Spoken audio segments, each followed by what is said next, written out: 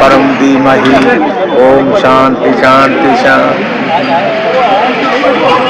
आज बाबा भैरव जी का भंडारा जो है, इनकी भैरव जयंती के उपलक्ष्य में ही ये भंडारा हो रहा है।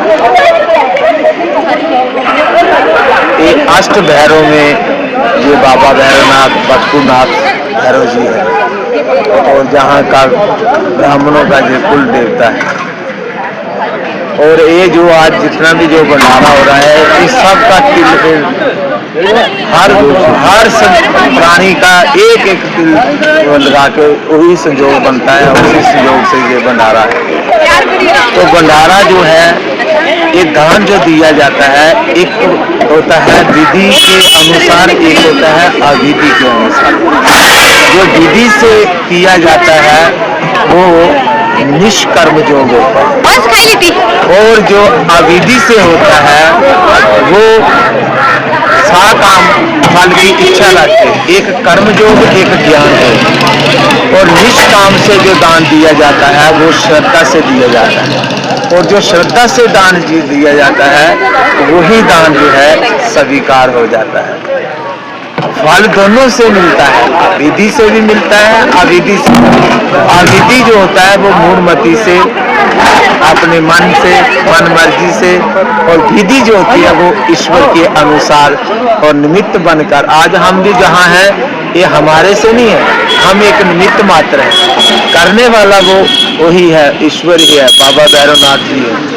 और उन्हीं के ही प्रेरणा से जो सब जितना भी पुरुष का है सबका संयोग है, उसी संयोग से ये भंडारा है। इसलिए निष्काम से सेवा करना जो है वो यथार्थ है, वही वास्तविक सेवा है। और श्रद्धा से दान दिया हुआ दान है, स्वीकार है। और श्रद्धा से बाहर दान दिया दान के दान है। श्रद्धा से दान होना चाहिए, जहाँ ही आपको दान। का सूरी है। पूंछ शहर से थोड़ी ही दूरी पर हमारा कन्हैया गांव पड़ता है, और यहाँ पर काल भैरव जी का मंदिर जो है बहुत ही पुराना है। करीब 1947 से पहले का मंदिर जो है यहाँ पर स्थित है, लेकिन कोई मूर्ति न होने की वजह से, काल भैरव का कोई आकार न होने की वजह से यहाँ पर लोगों को नहीं समझ में आ पा रहा था कि कोई स्थान है भी या नहीं है। और पहले आदमी की गाड़ियां जो थी उस समय यहाँ से गुजरा करती थी, और उन्हें लगता था कि शायद यहाँ पर कोई ना कोई स्थान है, कुछ ऐसा इंडिकेशन तब उन्हें मिला था। लेकिन उसके बाद स्वर्गीय श्रीमती तारा देवी जो थी, उनको सपने में भैरव देव जी जो आए थे, उन्होंने दर्शन दिए थे कि जिस तरह से मेरी पूजा आरती जो है स्थान पर होनी चाहिए वो नहीं हो रही थी। श्रीमती स्वर्गीय तारा देवी जो थी वो दशनामी अखाड़ा की सत्संग समिति की हेड थी, और पूजा पाठ में काफी ज्यादा उनका जो था योगदान रहता था। शायद यही कारण था कि उन्हें सपने में भैरव देव आए थे।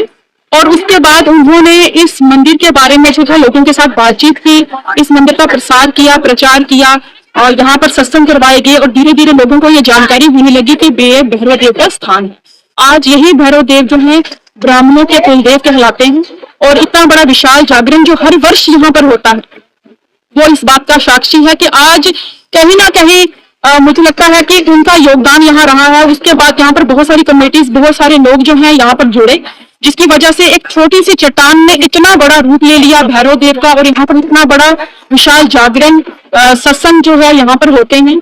ये बहुत ही अच्छी बात है और हम सनातनियों को चाहिए कि जो भी मेरे हिसाब से हमारे जो भी छोटे मोटे मंदिर हैं जो किसी गणना में नहीं आते, किसी देख रेख में नहीं आते, तो उनकी जो है देखभाल करनी चाहिए, उन्हें भी जो है सपोर्ट करना चाहिए, ताकि हम हिंदुओं का, हम सनातनियों का, हमारा जो धर्म है, हमारे भगवानों की जो भी कथाएं हैं, जो भी उनकी हिस्ट्री है, वो कम से कम आने वाली पीढ़ी तक पहुंचे और उन्हें भी पता चले। और साथ ही साथ मैं भैरव देव से यही प्रार्थना करूंगी कि हमारे देश की सुख समृद्धि में सदैव जो है हमारे साथ बने रहे।